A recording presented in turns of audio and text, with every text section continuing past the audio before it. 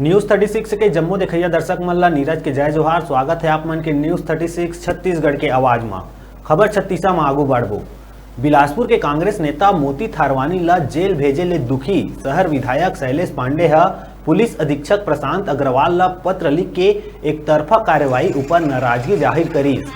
विधायक है जिन यातायात सिपाही ले कांग्रेस नेता के विवाद हो रहीस ओकर एक पुराना वीडियो शहर विधायक है जारी करीस, जेमा सिपाही है गाली गलौज तोड़फोड़ करत नजर आथे। विधायक कहिस के का ऐसे कानून के रखवाला है बेगुनाह गरीब ऊपर अत्याचार करैया शांति और अमन के बिलासपुर में अही आप मन के काम पुलिस करत है। ए आरक्षक जेकर बर पुलिस पूरा बचाव में दिखत है, पुलिस वाला के गंदा करतूत ला छुपाए के कार्य करत है, जैन सरेआम जनता ले गंदा गंदा गाली देवत है।